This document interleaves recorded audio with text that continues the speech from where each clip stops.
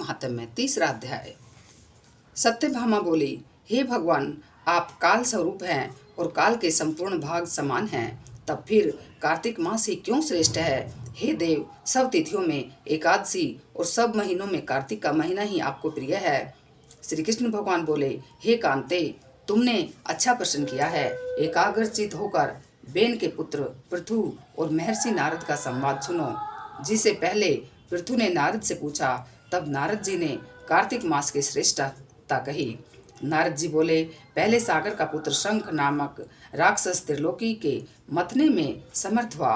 उसने संपूर्ण देवताओं को जीत स्वर्ग से निकाल दिया। इंद्र आदि संपूर्ण लोकपालों के अधिकार अपने हाथ में कर लिए। सब देवता उसके भय के मारे अपने अपने स्त्री पुत्र आदि लेकर बहुत वर्ष तक सुमेरु पर्वत की गुफाओं में रहने लगे। जब देवता गुफाओं में रह रहे थे, तब शंखासुर ने विचार किया, मैंने देवताओं को जीत लिया तो भी वे बलवान मालूम होते हैं। हाँ, अब जान पड़ा कि वे सब वेद मंत्रों से युक्त हैं। इससे उनके वेद मंत्रों का हरण करने से वे सब बलहीन हो जाएंगे। ऐसा विचार कर वह असुर विष्णु भगवान को नींद से ग्रस्त देख स्वयंभू ब्रह्मा जी के लोक में जाकर वहां से वेदों को निकालकर चलने को तैयार हुआ। तब वे उसके भय के मारे यज्ञ के मंत्र और बीजों समेत जल में प्रवेश कर गए। तब तो वह शंखासुर भी उन्हें ढूंढता हुआ समुद्र के भीतर विचरने लगा, परंतु वे वेद एक स्थान पर कहीं भी प्राप्त नहीं हुए। पीछे से ब्रह्मा जी सब देवताओं को संग ले और पूजा की सब सामग्री इकट्ठी कर बैकुंठ में विष्णु भगवान की शरण में गए। वहां उनके जगाने के निमित्त सब देवता गाने बजाने लगे और गंध धूप बार बार देने लगे। उनकी भक्ति से संतुष्ट होकर भगवान ने नेत्र खोले।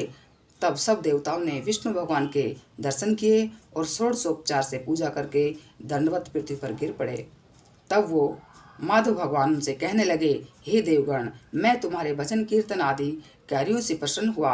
आप लोगों की मनोकामना मैं पूर्ण करूंगा। आसीवन शुक्ल पक्ष की एकादशी से देव उठनी एकादशी तक पहर भर रात्रि रहे, तब से जो मनुष्य तुम्हारी तरह भजन और कीर्तन करेंगे वे मुझे प्रसन्न कर मुझे प्राप्त होंगे। शंखासुर जिन वेदों को हर लाया है वे सब जल में स्थित हैं, उन्हें मैं शंखासुर को मार कर लाऊंगा। अब से बीज मंत्र समेत सब वेद प्रतिवर्ष कार्तिक के महीने में सदा जल में निवास करेंगे। मत्स्य रूप धारण कर मैं जल में जाता हूँ।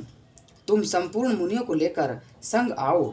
इस लोक में जो अच्छे मनुष्य प्रातःकाल स्नान करते हैं वे निश्चय अक्षय स्नान के फल को प्राप्त होते हैं। जो कार्तिक में सदा व्रत करते हैं उनको हे इंद्र तुम मेरे लोक में पहुंचा दिया करो।